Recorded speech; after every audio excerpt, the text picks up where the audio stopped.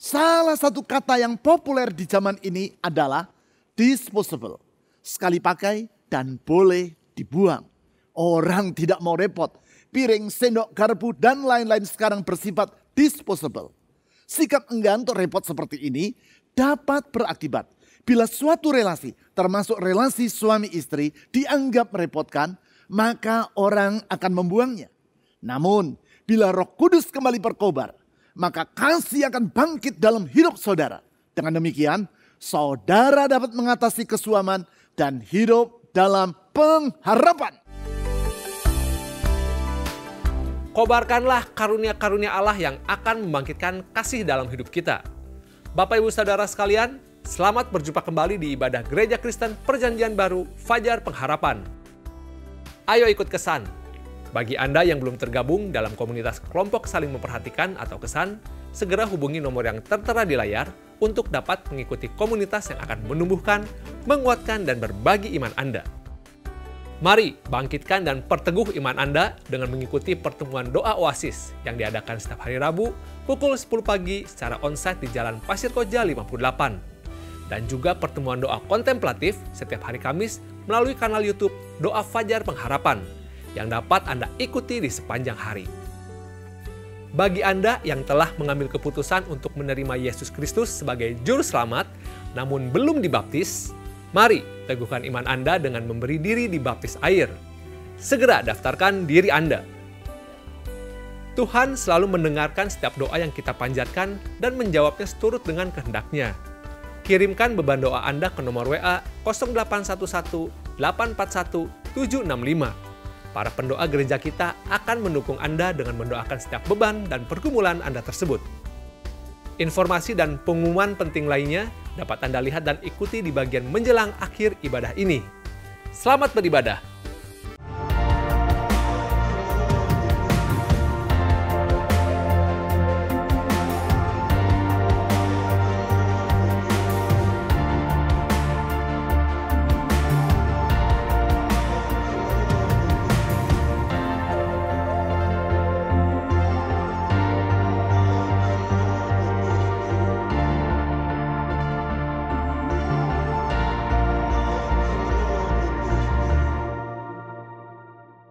Setiap zaman atau babak perjalanan dari kehidupan manusia selalu ditandai dengan ciri-ciri khas yang membedakannya dengan zaman yang sebelumnya maupun dengan yang sesudahnya. Demikian pula dengan babak akhir dari zaman modern, yaitu periode kehidupan di mana kita saat ini sedang berada. Babak ini diwarnai dengan ciri yang tercermin dalam satu kata. Satu kata yang di dalam bahasa Inggris yaitu disposable, yang artinya dapat dibuang. Hal ini dikemukakan oleh Alexis Madrigal, Deputy Editor atau Wakil Pemimpin Redaksi Majalah Atlantik dalam artikel yang ia tulis dengan judul Disposable Amerika. Di situ ia menulis bahwa kehidupan masyarakat di Amerika Serikat, sebagaimana juga dengan masyarakat di berbagai penjuru dunia lainnya, ditandai dengan berbagai produk yang bersifat disposable, alias barang-barang yang bersifat sekali pakai dan kemudian dapat dibuang. Tentang hal itu ia memberi contoh yaitu straw atau sedotan minuman. Di mana-mana orang menggunakan sedotan yang sekali pakai dan kemudian dibuang. Bukankah hal yang sama terjadi di Indonesia? Lihatlah bagaimana orang minum air mineral yang dikemas dalam gelas. Mereka menggunakan sedotan disposable. Kita dapati bahwa hal ini bukan hanya sebatas tentang sedotan untuk minum saja, tetapi juga di sebagian besar produk yang digunakan orang dalam kehidupannya sehari-hari. Termasuk gelas ataupun botol yang digunakan untuk mengemas air mineral tadi, juga bersifat disposable. Selain itu di berbagai rapat atau pertemuan kita juga berjumpa dengan piring, sendok, dan garpu yang disposable, yaitu yang sekali pakai lalu dibuang. Alat cukur jenggot juga disposable. Sapu tangan dan serbet makan juga diganti dengan tisu disposable. Bahkan ibu-ibu juga mengenakan diaper atau popok disposable pada bayinya. Itu hanya sebagian kecil dari produk-produk disposable yang digunakan oleh masyarakat di masa kini. Apakah falsafah atau pandangan hidup di balik dari semua ini? Di balik kegemaran untuk menggunakan barang-barang yang disposable tadi, sesungguhnya terdapat falsafah kehidupan, yaitu tidak mau repot alias pain free. Tidak mau repot. Buat apa harus bersusah-susah mencuci piring, cangkir, sendok, garpu, maupun popok bayi yang telah digunakan? Selesai pakai, buang saja. Alasan yang dikemukakan, hal ini adalah untuk mengejar pola hidup yang praktis dan menghemat waktu serta tenaga. Namun sebenarnya di balik itu, orang ingin hidup secara pain free alias tidak mau repot. Artinya, daripada merepotkan, lebih baik dibuang saja. Dari sana kita dapat menyimpulkan bahwa sikap tidak mau repot ini bagaikan pisau bermata dua. Di satu sisi bersifat positif, di sisi yang lain dapat berdampak secara negatif. Bersifat positif karena dapat mendorong orang untuk mengembangkan berbagai inovasi yang memungkinkan kehidupan menjadi lebih praktis. Seperti misalnya, agar tidak usah repot menggunakan tangga untuk naik ke lantai atas dari gedung bertingkat tinggi, maka orang berinovasi dan dihasilkanlah lift serta eskalator. Suatu penemuan yang bersifat positif. Karena dengan demikian selain menghemat tenaga dan waktu, keberadaan lift akan menolong orang yang disable. Hanya saja di sisi yang lain, sikap tidak mau repot ini juga dapat berdampak negatif, yaitu mengakibatkan orang hidup dalam sikap fatalistik alias menyerah kepada nasib dan enggan untuk berjuang. Contoh dari sikap enggan untuk berjuang karena tidak mau repot ini antara lain terlihat dalam hal relasi. Tidak sedikit orang dalam hal ini menganut prinsip disposable. Sehingga apabila di dalam suatu relasi timbul kesukaran, maka orang itu mengambil jalan pintas, yaitu membuang orang yang sukar tersebut dari kehidupannya. Sebagai akibat, kalau seorang teman merepotkan, buang saja. Bahkan bila pasangan hidup dipandang merepotkan, juga buang saja. Hal ini dapat kita baca dalam berita yang dilaporkan oleh Harian Pikiran Rakyat di bulan Januari yang lalu. Di situ disebutkan, pada sepanjang tahun 2022, Pengadilan Agama Soreang, Kabupaten Bandung, telah menangani 8.135 kasus perceraian. Yang mengejutkan adalah 80% dari seluruh kasus perceraian itu diajukan oleh pihak istri. Artinya, mayoritas perceraian di Kabupaten Bandung bukan karena sang suami yang menceraikan istrinya, namun justru para istri yang menceraikan suaminya. Mengapa? Ya itu tadi, karena banyak orang yang hidup secara fatalistik alias merasa enggan untuk repot karena harus menata dan memperbaiki relasi yang bermasalah. Bukankah sikap fatalistik seperti ini akan berdampak sangat negatif dalam diri orang yang mengidapnya? Bukankah sikap tidak mau repot ini akan membuat orang mudah kehilangan daya juang dan terpuruk ke dalam keputusasaan? Hal itulah yang diingatkan oleh Rasul Paulus dalam suratnya, yaitu 2 Timotius pasal 1 ayat 6 dan 7. Dalam surat yang kedua yang ia tujukan kepada muridnya, yaitu Timotius ini, Rasul Paulus bermaksud untuk menggugah semangat Timotius agar ia bangkit dari sikap kehilangan daya juang, pasif, dan bahkan keputusasaan. Sikap yang ada dalam diri Timotius karena beratnya tantangan yang sedang ia hadapi.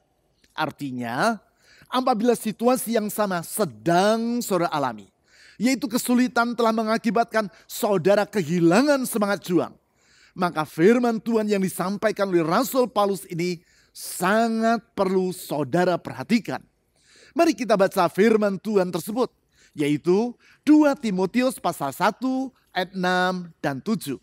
Itulah ayat-ayat yang menjadi pokok bahasan kita di sepanjang bulan ini. 2 Timotius pasal 1 ayat 6 dan 7. Karena itulah kuperingatkan engkau untuk mengobarkan karunia Allah yang ada padamu melalui penumpangan tanganku atasmu. Sebab Allah memberikan kepada kita bukan roh ketakutan, melainkan roh yang membangkitkan kekuatan, kasih, dan penguasaan diri. Sebagaimana yang telah saya jelaskan dalam 2 minggu yang lewat secara berturut-turut, ketika Rasul Paulus menulis surat ini, saat itu ia sedang berada di dalam penjara di kota Roma. Dengan menilik 2 Timotius pasal 2 ayat 9 dan pasal 4 ayat 6 sampai 8, serta membandingkannya dengan Kisah Para Rasul pasal 28 ayat 30 sampai 31 dan surat-surat Rasul Paulus yang lain seperti surat Filipi dan Filemon, maka kita dapat menyimpulkan bahwa saat Rasul Paulus menulis surat 2 Timotius ini, ia sedang berada di dalam penjara di kota Roma untuk yang kedua kalinya.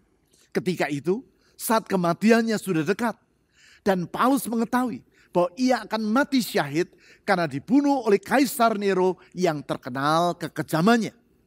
Dalam penderitaan oleh karena pemenjaraan dirinya yang kedua kalinya itu, dan di tengah menghadapi akhir kehidupannya tersebut, Rasul Paulus teringat kepada Timotius, murid yang ia kasihi dan yang ia tugaskan untuk melayani di kota Efesus. Suatu tugas pelayanan yang tidak mudah, sebab Timotius harus menghadapi masyarakat kota Efesus yang kental dengan penyembahan berhala. Catatan dalam Kisah Para Rasul pasal 19 dan peninggalan arkeologis menunjukkan bahwa Efesus merupakan kota yang dipenuhi dengan berbagai kuil berhala, dengan kuil Dewi Artemis sebagai pusat penyembahan mereka. Sedangkan di masa itu, penyembahan berhala selalu disertai dengan perilaku yang amoral. Hal ini juga dapat dilihat dari peninggalan arkeologis di kota Efesus. Dengan kata lain, semua tadi menunjukkan betapa tidak mudahnya ladang pelayanan yang sedang dihadapi oleh murid dari Rasul Paulus itu. Tantangan dalam pelayanan yang dihadapi oleh Timotius ini bukan hanya dalam bentuk kondisi dari masyarakat kota Efesus itu saja, tetapi juga berbagai masalah internal di dalam jemaat Efesus. Termasuk di dalamnya, yaitu adanya orang-orang yang menyampaikan ajaran yang sesat dan orang-orang tertentu yang menimbulkan perpecahan di dalam jemaat. Kondisi yang sukar ini bukanlah hal yang mudah untuk diatasi oleh Timotius yang masih berusia muda. Sebagai akibat, yaitu seperti yang kita baca dalam ayat 6, nampak bahwa semangat dalam diri Timotius menjadi surut. Dan ia membiarkan karunia Allah yang ada padanya menjadi terbengkalai.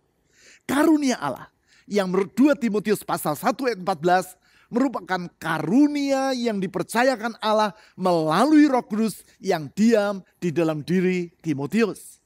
Singkat kata, nampak bahwa Timotius mulai mengabaikan tugas pelayanan yang ia emban dan cenderung untuk bersikap tidak mau repot.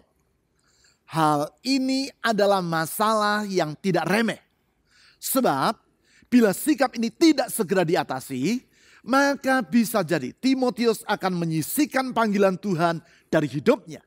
Artinya sikap pasif akan menguasai dirinya dan ia beranggapan bahwa panggilan Tuhan bersifat disposable. Yaitu kalau merepotkan lebih baik diabaikan saja.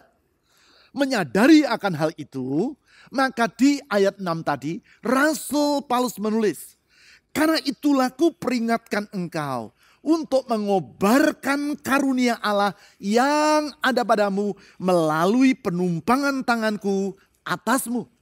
Selanjutnya di ayat 7 ia menulis, "Sebab Allah memberikan kepada kita bukan roh ketakutan, melainkan roh yang membangkitkan kekuatan, kasih, dan penguasaan diri." Secara spesifik di ayat ini Rasul Paulus berkata, Allah memberikan kepada Timotius dan tentunya semua orang yang menjadi pengikut Kristus roh yang membangkitkan kasih. Berarti apabila Roh Kudus dan karunia-Nya dikobarkan dalam diri kita, maka kasih juga akan bangkit dalam hati kita. Mengapa kasih yang seperti itu perlu memenuhi hati Timotius dan semua kita?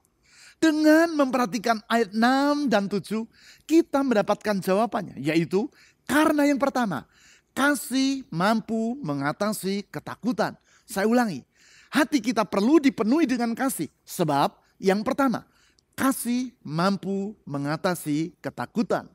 Hal tersebut ditegaskan oleh Rasul Paulus di ayat 7 yang telah kita baca tadi. Di situ ia berkata, Allah memberikan kepada kita bukan roh ketakutan, melainkan roh yang membangkitkan kekuatan, kasih, dan penguasaan diri. Dari kalimat yang ditulis oleh Rasul Paulus tersebut nampak bahwa kesukaran dalam pelayanan telah mengakibatkan Timotius merasa ketakutan. Perlu dipahami bahwa rasa takut dapat mengakibatkan semangat orang menjadi lumpuh dan ia merasa tidak berdaya. Hal seperti itu pernah saya lihat dalam diri seseorang ketika beberapa tahun yang lalu saya dan istri saya diajak oleh salah seorang anggota jemaat untuk mengikuti tur ke Eropa dengan suatu rombongan. Orang tadi, yaitu seorang bapak, adalah pribadi yang suka bergurau. Tetapi di salah satu hari, ketika kami berkunjung ke sebuah biara gereja ortodoks yang terletak di atas sebuah bukit, bapak itu bersikukuh untuk tidak ikut meninjau biara tadi. Ia tetap tinggal di bawah dan menunggu di bis. Apa yang menjadi penyebab? Ternyata bapak ini walaupun seorang yang ceria dan suka bergurau, namun ia adalah orang yang mengidap akrofobia. Itulah perasaan takut yang berkelebihan atau fobia terhadap ketinggian. Orang yang mengidap fobia ini akan merasa cemas, stres, dan panik apabila ia berada di tempat yang tinggi. Sebagai akibat, ia akan merasa lumpuh dan tak berdaya. Tentu bukan hanya fobia seperti ini saja yang dapat mengakibatkan orang menjadi lumpuh, tetapi berbagai rasa takut lainnya juga dapat mengakibatkan hal yang sama. Itulah yang dialami oleh Timotius. Rasa takut oleh karena kesukaran yang ia hadapi mengakibatkan Timotius merasa lumpuh dan alhasil ia mengabaikan karunia Allah yang ada pada dirinya. Itulah sebabnya di ayat 6 tadi Paulus mengingatkan Timotius agar ia mengobarkan kembali karunia Allah, yaitu karunia Roh Kudus yang ada padanya. Selanjutnya di ayat 7 Rasul Paulus berkata bahwa roh dalam hal ini yaitu Roh Kudus membangkitkan kasih. Kasih yang mampu mengatasi ketakutan. Itu pula lah yang diutarakan oleh Rasul Yohanes di dalam 1 Yohanes pasal 4 ayat 18. Yaitu di dalam kasih tidak ada ketakutan. Kasih yang sempurna melenyapkan ketakutan. Bukankah hal seperti itu yang terjadi dalam diri seorang ibu yang ketika pulang dari pasar melihat rumahnya dalam keadaan terbakar? Melihat keadaan itu, sang ibu berusaha untuk masuk ke dalam rumahnya. Karena bayinya sedang berada di dalam rumah tersebut. Rasa kasih dalam diri sang ibu mengakibatkan ia tidak tega membiarkan bayinya menghadapi bahaya tanpa pertolongan. Sementara itu api sudah berkobar dengan sangat besar. Orang-orang di sekitarnya berusaha mencegah sang ibu agar tidak masuk ke dalam rumah karena keadaan sudah sangat berbahaya. Apa yang dilakukan oleh sang ibu? Ia melepaskan dirinya dari pegangan para tetangganya. Tanpa rasa takut dan dengan tidak mempedulikan keselamatan dirinya sendiri. Sang ibu menerobos kobaran api demi menyelamatkan bayinya. Kasih kepada anaknya menghapus rasa takut dari dalam hatinya. Itulah sebabnya Rasul Paulus mengingatkan Timotius untuk mengobarkan karunia Allah. Yaitu karunia Roh Kudus yang ada dalam dirinya. Sebab Roh Kudus membangkitkan kasih dan kasih mampu mengatasi ketakutan. Dengan kata lain, apabila api Roh Kudus berkobar dalam hati Timotius sehingga hatinya diliputi dengan kasih, maka kesukaran yang sebesar apapun tidak akan membuat Timotius merasa takut. Sebaliknya dari keadaan tak berdaya dan semangat yang lumpuh, Timotius akan terus berjuang dalam pelayanan sampai pada akhirnya. Berarti apabila di saat ini kesukaran yang sedang saudara hadapi mengakibatkan saudara merasa takut serta lumpuh tak berdaya, inilah yang perlu saudara lakukan. yaitu kobarkan karunia Allah yang ada pada diri saudara. Kobarkan api Roh Kudus dalam hidup saudara. Roh Kudus yang membangkitkan kasih dan yang membuat saudara mampu mengatasi rasa takut yang melumpuhkan tersebut. Selanjutnya, yang kedua, hati kita perlu dipenuhi dengan kasih. Sebab kasih mampu mengatasi kesuaman. Saya ulang, yang kedua, hati kita perlu dipenuhi dengan kasih. Sebab kasih mampu mengatasi kesuaman. Apakah yang dimaksud dengan kesuaman? Kesuaman adalah pudarnya gairah dalam kehidupan. Kesuaman seperti ini dapat terjadi karena berbagai kesulitan yang remeh-temeh dan yang datang secara terus-menerus. Sehingga menjadi suatu rutinitas dalam kehidupan. Hal seperti itu acap kali terjadi dalam kehidupan rumah tangga. Bukan sekadar suatu dongeng apabila ketika orang belum menikah, maka di saat itu kasih masih menyala-nyala. Sebagai akibat, hati dan pikiran dari sang pemuda yang belum menikah itu akan dipenuhi dengan ingatan akan sang pemudi yang ia cintai. Seakan-akan ia tidak dapat memikirkan hal yang lain kecuali tentang sang pemudi. Di malam hari ketika ia tidur, yang ia impikan adalah si pemudi.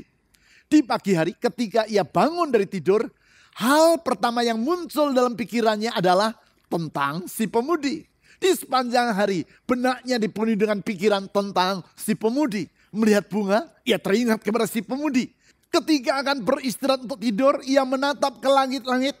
Nampak bekas bocoran air hujan pada langit-langit itu. Heran, bercak-bercak bocoran itu pun berubah menjadi wajah si pemudi. Singkat kata, hati dan pikiran si pemuda ini penuh dengan ingatan akan si pemudi. Sang pemudi mengirim WA kepada si pemuda, nanti sore pukul 5 jemput aku untuk pergi ke toko. Dari siang hari, si pemuda sudah merasa gelisah. Pukul 3 sore, ia sudah mandi dan berdandan rapi. Pukul 4 sore, ia sudah berada di sekitar rumah dari si pemudi. Karena masih terlalu dini, maka selama 1 jam, ia berputar-putar di sekitar rumah si pemudi. Pukul 5 persis, ia berdiri di depan pintu rumah dan memijit bel rumah dari si pemudi. Pintu rumah terbuka dan sang pemudi keluar dengan wajah tersenyum. Melihat senyum dari si pemudi, hati sang pemuda seperti tersambar oleh geledek. Tanpa sengaja tangannya tersenggol oleh tangan sang pemudi. Langsung sang pemuda hampir jatuh pingsan karena ia merasa terkena aliran listrik strom tegangan tinggi. Hanya saja itu semua terjadi ketika mereka belum menikah. Kisahnya menjadi berbeda ketika mereka sudah menikah selama beberapa tahun. Berbagai masalah kecil yang bertumpuk-tumpuk dan kesukaran yang datang bertubi-tubi menggerogoti gairah dalam diri sang pemuda. Bahkan juga dalam hati si pemudi. Kasih mereka menjadi suam. Kalau sekarang sang istri mengirim WA kepada suaminya, nanti sore antar aku ke toko ya. Apa jawab sang suami? Aku sibuk. Kamu pergi sendiri sajalah. Kalau perlu naik Grab atau Gojek sendiri. Kalau dahulu tersenggol sedikit seperti terkena arus listrik tegangan tinggi, maka sekarang tidak terasa apa-apa lagi. Semuanya terasa serba hambar. Dalam keadaan seperti demikian, semuanya menjadi serba salah. Urusan kecil menjadi besar. Urusan besar menimbulkan perang dunia. Bisa jadi hal seperti itulah yang dialami oleh Timotius. Berbagai kesulitan dan tantangan yang ia hadapi sehari-hari mengakibatkan semangat pelayanannya menjadi suam. Sehingga seperti yang ditulis di ayat 6, Paulus harus mengingatkan Timotius, karena itulah kuperingatkan engkau untuk mengobarkan karunia Allah yang ada padamu melalui penumpangan tanganku atasmu. Karunia Allah, yaitu karunia Roh Kudus yang ada pada diri Timotius. Roh Kudus yang membangkitkan kasih dan menghapus kesuaman. Kasih yang mengakibatkan Timotius mampu mencintai masyarakat di kota Efesus maupun jemaat yang ia layani. Kalaupun mereka adalah orang-orang yang sulit untuk dikasihi. Apabila hal seperti itu pula yang sedang saudara alami, baik dalam kehidupan rumah tangga saudara maupun dalam pelayanan dan kehidupan saudara sehari-hari, yaitu semangat dalam diri saudara menjadi surut, maka inilah yang perlu saudara lakukan. Kobarkan kembali api Roh Kudus dalam hidup saudara. Mohonlah kepada Tuhan Yesus supaya Ia dengan anugerahnya menjamah hati saudara dan mengobarkan kembali kasih yang mula-mula dalam hati saudara. Sebab bila kasih itu kembali berkobar, maka saudara akan melihat dunia dengan kacamata yang berbeda. Semuanya akan nampak serba indah. Bahkan orang yang sulit untuk dikasih pun akan dapat saudara kasih. Sekarang yang ketiga, hati kita perlu dipenuhi dengan kasih. Sebab kasih mampu mengatasi keputusasaan. Saya ulangi, yang ketiga, hati kita perlu dipenuhi dengan kasih. Sebab kasih mampu mengatasi keputusasaan. Memang, dikala kesulitan datang bertubi-tubi dan orang merasa tak berdaya untuk mengatasinya, maka di saat itu bisa jadi rasa putus asa akan menguasai hati. Dalam keputusasaan tersebut, orang menjadi mogok, kehilangan semangat hidup, dan daya juang dalam dirinya menjadi pupus. Hal itulah yang dilihat oleh Viktor Frankl, seorang neurolog dan psikiater keturunan Yahudi dari Austria yang dijebloskan ke dalam kamp konsentrasi Nazi Jerman pada Perang Dunia Kedua. Suatu hari di tempat tersebut, dokter ahli ilmu jiwa yang di kemudian hari menjadi pribadi yang sangat terkenal ini melihat seorang tahanan berada dalam keadaan berputus asa. Berbagai penderitaan yang ia alami di kamp konsentrasi tersebut mengakibatkan orang tadi kehilangan pengharapan. Sedemikian berputus asanya orang tersebut sehingga di pagi hari itu ia tidak bersedia untuk bangun dari tempat tidurnya. Padahal setiap pagi semua penghuni kamp konsentrasi harus keluar dari kamar, berbaris di halaman dan melakukan apel pagi. Namun orang tadi tidak bersedia meninggalkan tempat tidurnya. Walaupun ia mengetahui tindakannya tersebut akan mendatangkan hukuman atas dirinya. Para tahanan yang lain coba membujuk orang tersebut agar ia bersedia bangkit meninggalkan tempat tidurnya. Namun orang itu tetap bergeming.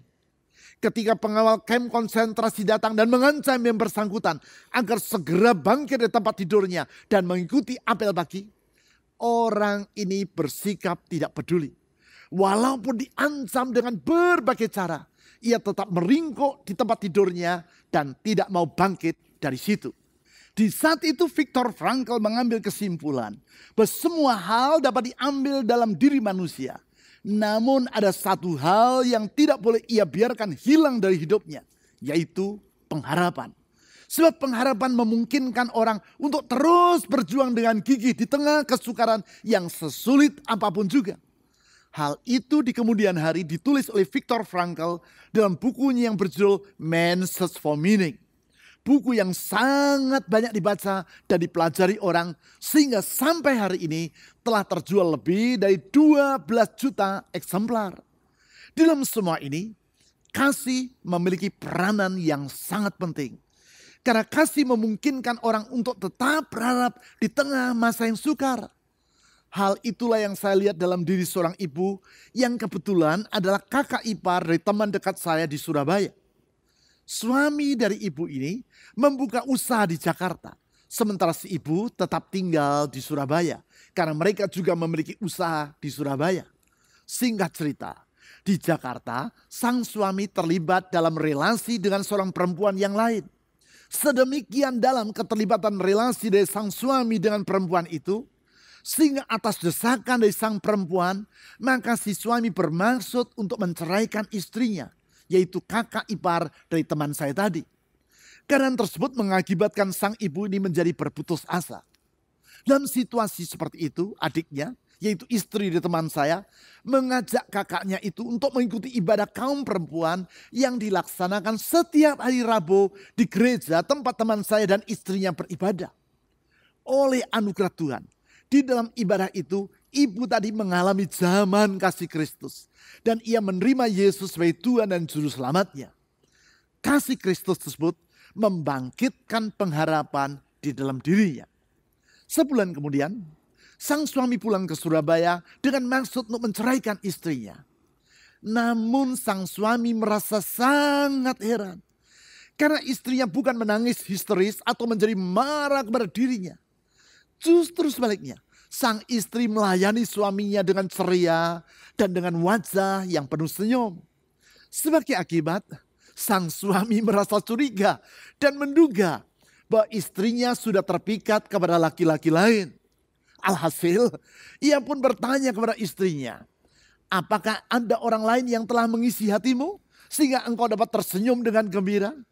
Sang istri pun menjawab, "Ya, sudah ada orang lain dalam hidupku." Dengan perasaan cemburu, sang suami bertanya, "Siapakah orang itu?" Sang istri pun menjawab, "Orang itu adalah Yesus.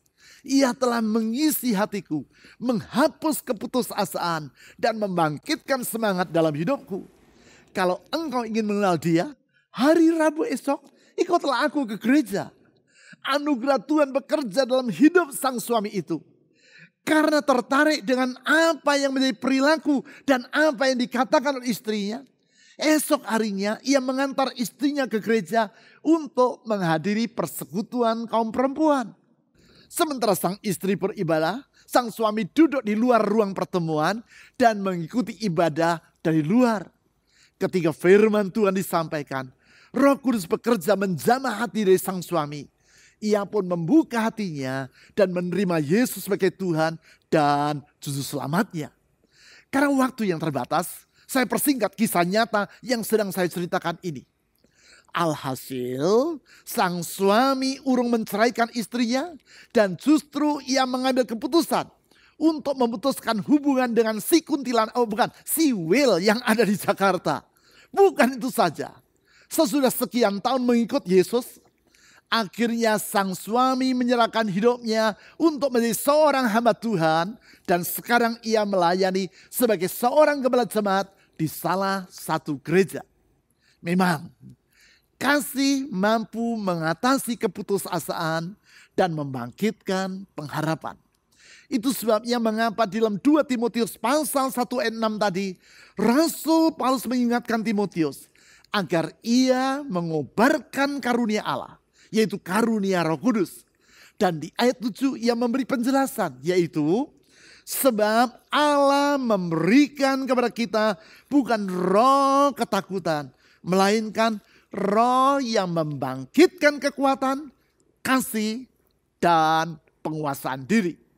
Kasih yang memungkinkan Timotius bangkit dari keputusasaan dan terus menunaikan tugas pelayanannya, yaitu seperti yang ditulis di dalam 2 Timotius pasal 4 ayat 5. Memang seperti yang berulang kali saya utarakan, hidup ini tidaklah terlepas dari kesukaran. Suka tidak suka, siap tidak siap, kesukaran dapat datang di setiap saat. Bahkan acap kali kesukaran itu datang secara berombongan. Sama seperti tamu yang tidak kita undang dan yang datang pada saat yang tidak kita harapkan, serta datang secara keroyokan. Dalam keadaan seperti itu, tidak sedikit orang yang menjadi lumpuh tak berdaya, semangat hidupnya menjadi suam alias menjadi pudar dan hatinya dicekam oleh ketakutan. Bila keadaan itu yang saat ini sedang saudara hadapi, saya hendak mengulang nasihat firman Tuhan yang disampaikan oleh Rasul Paulus kepada Timotius. Kobarkan karunia Allah yang ada pada diri saudara. Karunia Allah, yaitu karunia Roh Kudus yang membangkitkan kasih dalam hidup saudara. Kasih yang mampu mengatasi ketakutan, kesuaman, dan keputusasaan. Minggu yang lalu saya telah menjelaskan bahwa mengobarkan karunia Allah tersebut merupakan tanggung jawab saudara. Saudaralah yang harus mengobarkannya. Bagaimana caranya? Yang pertama, mohon agar Tuhan Yesus menjamah hati saudara dengan anugerahnya. Zaman yang menggugah iman saudara dan mengobarkan kembali api Roh Kudus dalam hidup saudara. Yang kedua, terlibatlah di dalam pelayanan. Sebab tanpa keterlibatan dalam pelayanan, karunia-karunia dalam hidup saudara akan menjadi dormant Artinya menjadi pasif, tertidur, surut, dan lama-kelamaan akan menjadi padam. Disinilah pentingnya untuk terlibat dalam kelompok kesan. Dalam kelompok kecil yang terdiri 6-14 orang dan yang bertemu seminggu sekali, baik secara online maupun onsite tersebut, saudara dapat saling melayani satu dengan yang lain. Sehingga dengan demikian, karunia-karunia Allah yang ada dalam diri saudara akan berfungsi dan berkobar. Apabila saudara belum terlibat dalam kelompok kesan, hubungilah nomor telepon yang tercantum di bawah ini melalui WhatsApp. Sampaikan, saya ingin terlibat dalam kelompok kesan. Salah seorang staf gereja akan menghubungi saudara dan memandu saudara untuk terlibat dalam kelompok yang sesuai dengan diri saudara. Sekarang, saya akan mengajak saudara untuk berdoa. Memohon agar Tuhan Yesus menggugah iman saudara dan mengobarkan kembali api Roh Kudus dalam hidup saudara. Berkobar, aflame, berkobar. Dan dengan demikian saudara dapat menyongsong hari esok dengan penuh iman dan pengharapan. Mari kita berdoa. Tuhan Yesus, kami sadar betapa kami sungguh memerlukan zaman anugerah-Mu. Zaman anugerah-Mu yang mengobarkan kembali api Roh Kudus dalam hidup kami, menggugah iman kami, dan membangkitkan kasih serta pengharapan dalam hidup kami. Bagaikan tanah yang kering yang haus akan air, bagaikan rusa yang haus akan sungai-Mu, kami datang kepadamu ya Tuhan, dengan rasa haus dan rindu akan zaman kasih-Mu. Jamalah kami dengan kasih-Mu itu. Jamalah kami dengan anugerah-Mu. Zaman kasih yang memulihkan, yang menyembuhkan, yang membarui, yang mengangkat hidup kami.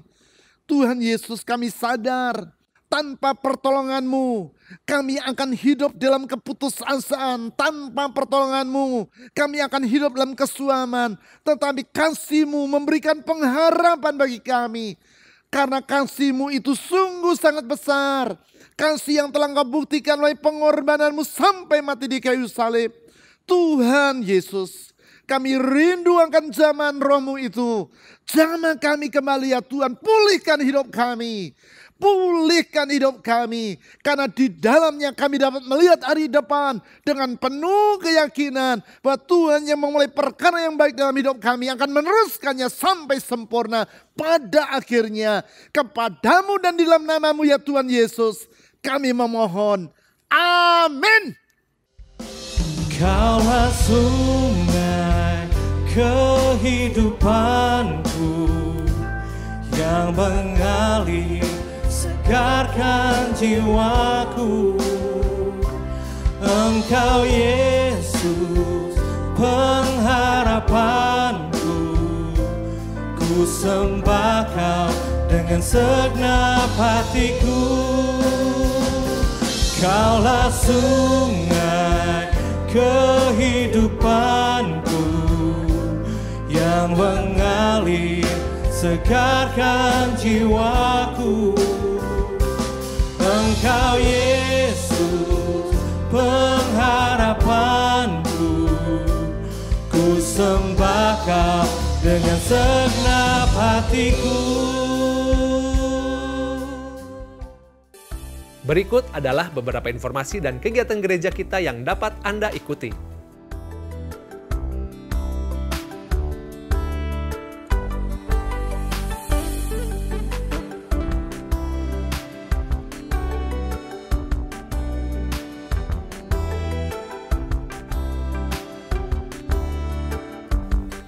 Persembahan dan persepuluhan sebagai ungkapan kasih dan syukur kita kepada Tuhan dapat Anda berikan dengan memasukkannya ke dalam kotak persembahan atau melalui rekening bank atau dengan cara men-scan QR Code dengan menggunakan aplikasi dompet digital. Ibadah online GKPB Fajar Pengharapan dapat Anda ikuti setiap saat mulai hari Sabtu pukul 5 sore melalui YouTube, website, dan aplikasi yang tertera di layar. Berbagai informasi penting lainnya dari gereja kita dapat Anda ikuti melalui website www.fajarpengharapan.net atau melalui aplikasi GKPB Fajar Pengharapan serta Instagram GKPB Fajar Pengharapan. Bapak Ibu Saudara sekalian, sehat selalu dan sampai jumpa minggu depan.